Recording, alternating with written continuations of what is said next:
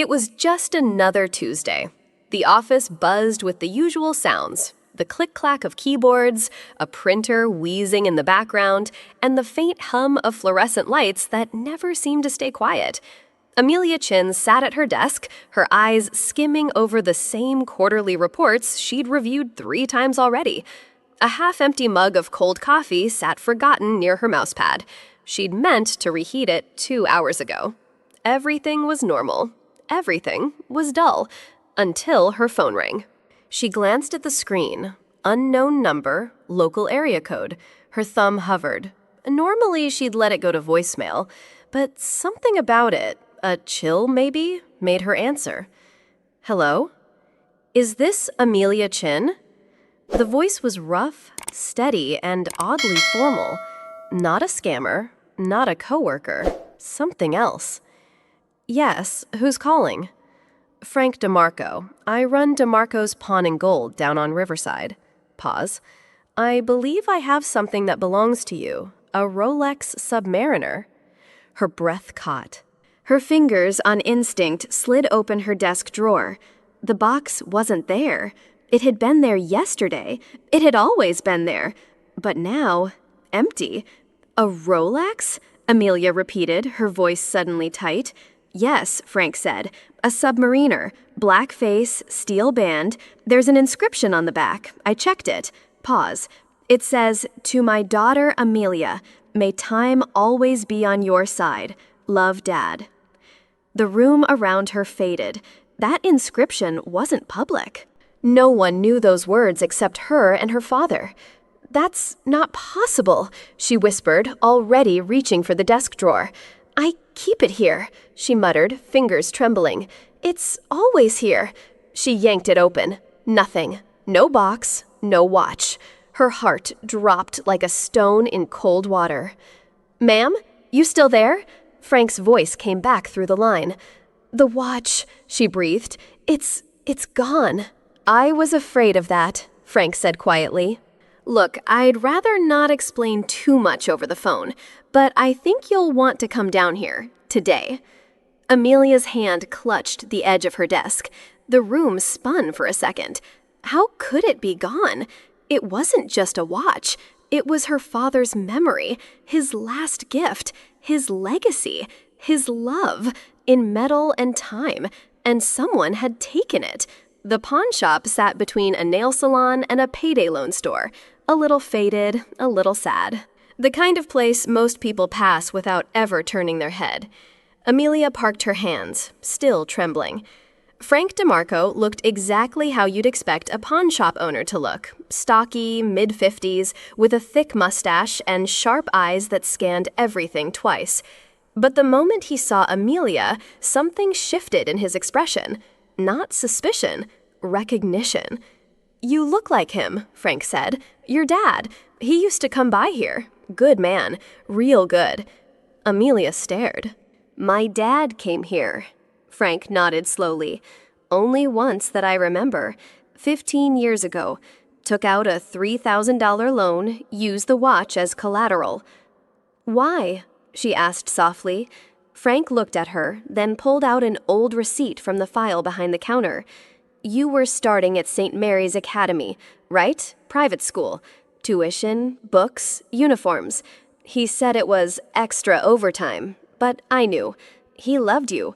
That watch was his pride. He didn't give it up easy. Amelia's chest tightened. 15 years. He never told her. She'd worn that uniform, gone to that school, held her head high, never knowing the cost. He paid the loan off in a month, full amount, plus interest, came in smiling, never mentioned it again. Frank paused, his voice softening.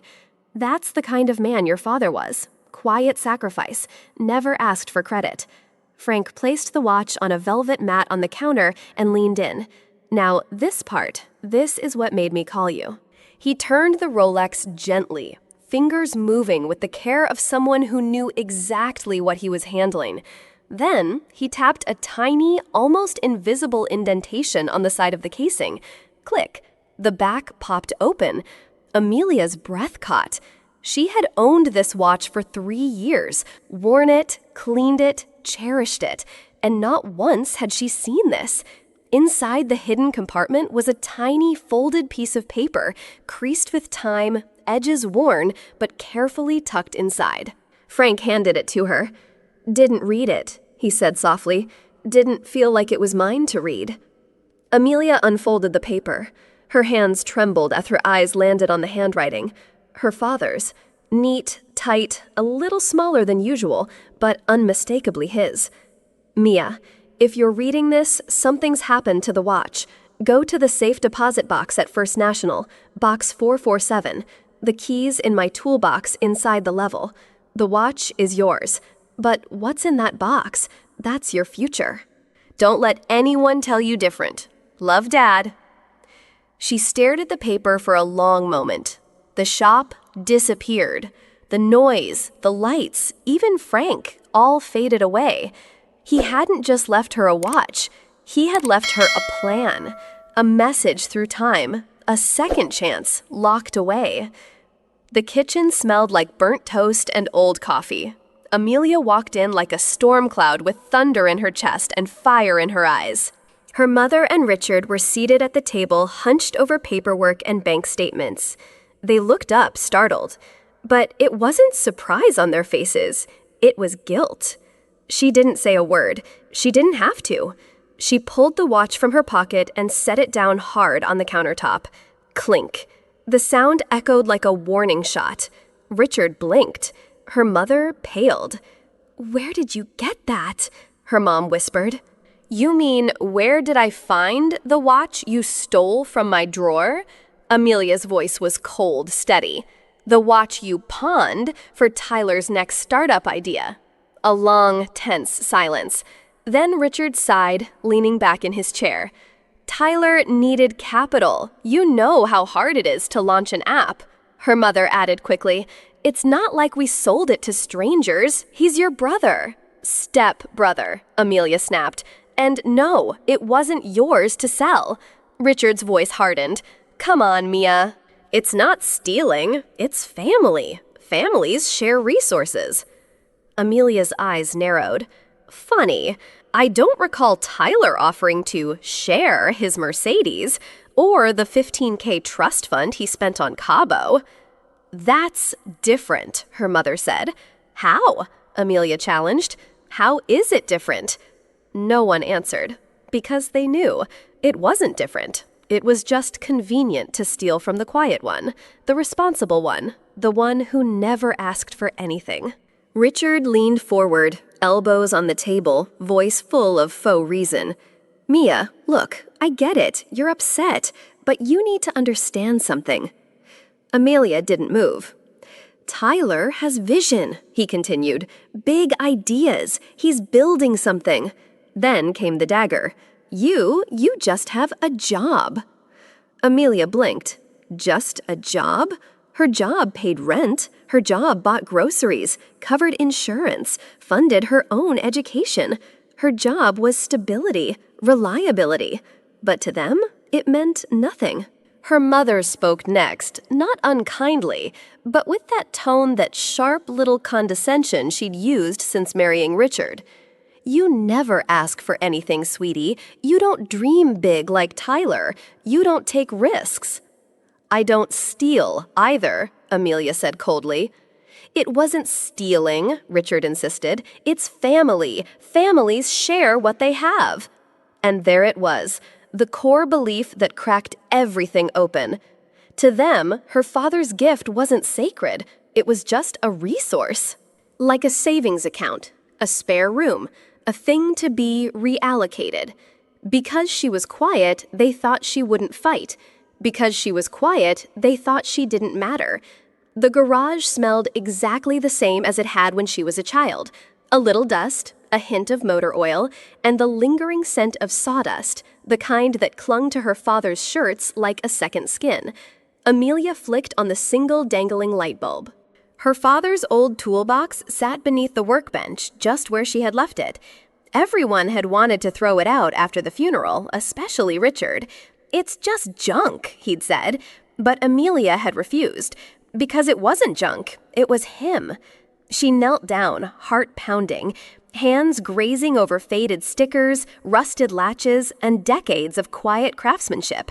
And then she found it, the Stanley level, yellow, solid, with one edge smoothed from years of her father's fingers. He had taught her how to use it when she was just 8. Together, they'd leveled cabinets, shelves, even a crooked mailbox post once, laughing in the summer heat. She remembered his voice. "Close enough isn't good enough, Mia, not when you're building something to last." Her fingers pressed gently on the center of the tool. Click. Inside the bubble chamber wrapped in plastic was a small silver key. She held it in her palm. And for the first time since the call from Frank, she smiled. The First National Bank sat on the corner of Main and Dover, tall, red-bricked, respectable. Amelia parked under the same oak tree she remembered from childhood. The lobby smelled like polished wood and quiet money. A manager escorted her to the vault. He was older, maybe late 60s, and when Amelia told him her father's name, he smiled softly.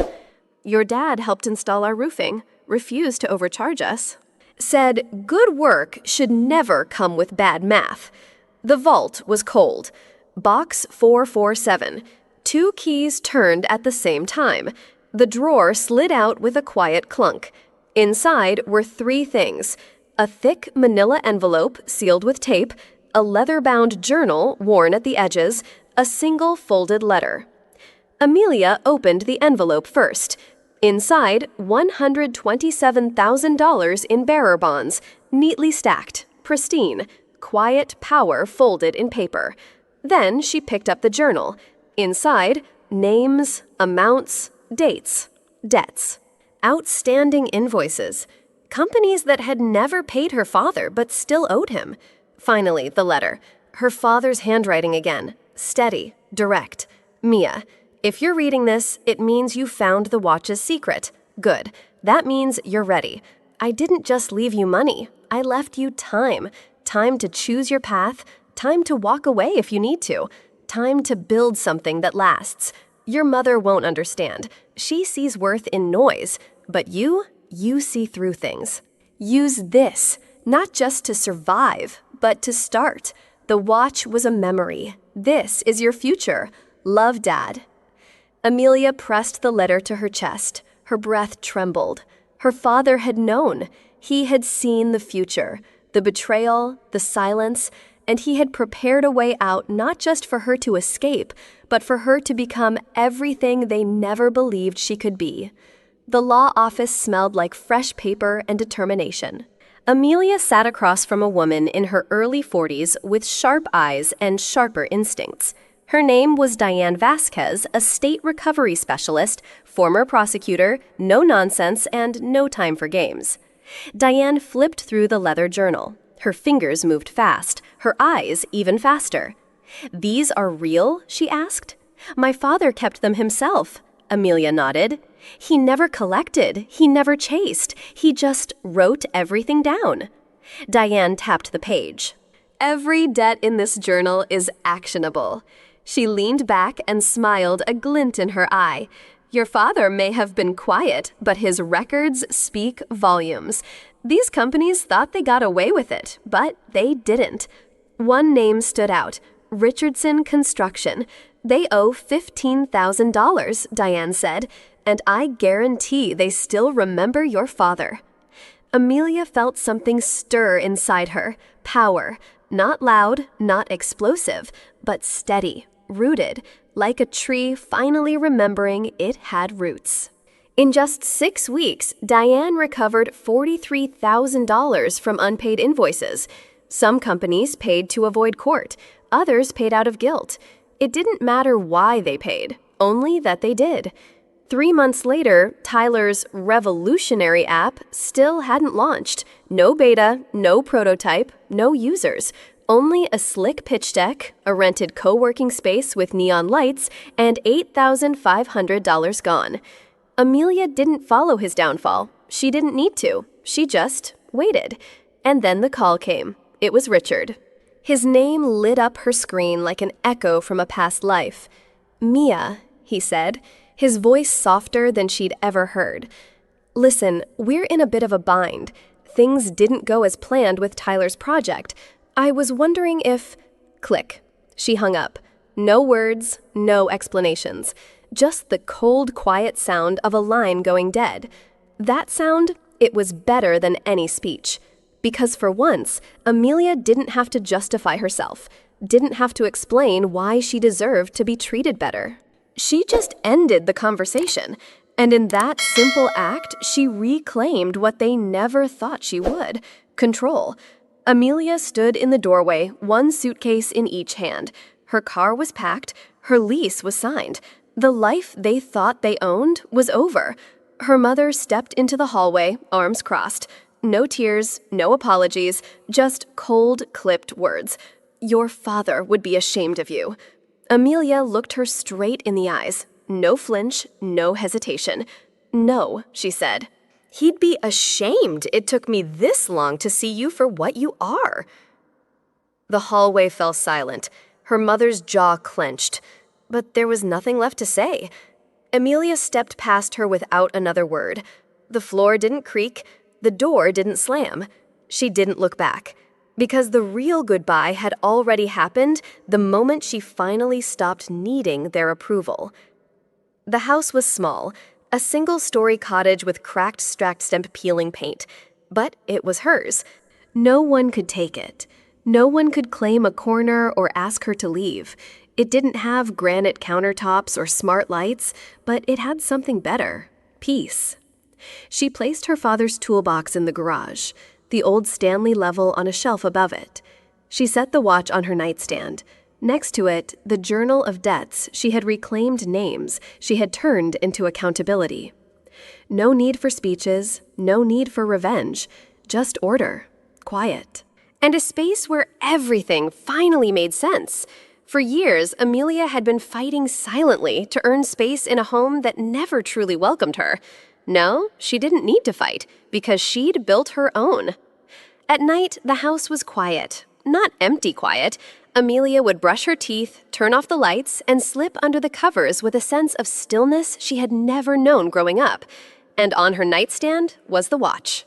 The same Rolex her father had worn through sweat, storm, and silence. The one they tried to take, the one they failed to truly steal. Every night before sleep, she'd open the hidden compartment in the back, not to check for money, not to count the bonds, but just to see the note, to touch the handwriting, to remember. Mia, if you're reading this, go to box 447. What's inside is your future. She didn't need the reminder anymore, but she opened it anyway. Because it wasn't about the money. It never was. It was about the message behind it. I was always worth the time he gave me. And now, finally, she believed it. Her father hadn't left her an inheritance, not in the traditional sense. He left her a way of living, a quiet philosophy built on 3 things: observe, don't speak just to be heard, listen, watch, learn, wait, don't rush, don't flinch, let the world reveal itself, act, not loudly, not desperately, but with precision, when it counts. Amelia stood in her small garage one afternoon, running her fingers over the edge of the Stanley level, the one that had taught her more than any school ever could. In the silence, she could still hear him. Close enough isn't good enough. She looked at the home she now owned, modest, quiet, honest. There were no applause, no validation from the people who once tried to define her worth. But that didn't matter, because she knew now she had value. She had strength. She had time, and this time she wouldn't waste it. Time is the only real currency we have, and now it's finally mine. Sometimes the most powerful legacy isn't land, money, or things you can touch. It's the quiet belief that you are worth the time someone gave you, even if no one else ever said it out loud. Amelia's father didn't leave her with loud promises or public praise. He left her with tools, with plans, and with trust. In a world that often rewards the loudest voices and the biggest egos, his message was simple and timeless. You don't need to shout to be strong. You just need to know what you stand for and when to walk away. This story reminds us that dignity isn't something others can give or take it. It's something you quietly claim one choice at a time. And sometimes the most life-changing moment is when you finally say, enough. If this story moved you, if it made you think about your own boundaries, your own worth, and what it truly means to protect your peace, subscribe to Pieces of Soul. Because here, we don't just tell stories. We tell truths, quiet ones, powerful ones, the kind that stay with you long after the video ends. Hit that bell icon so you never miss another soul-stirring story. And always remember, your silence doesn't mean weakness. Your calm doesn't mean surrender. And your time, it's yours and it's sacred.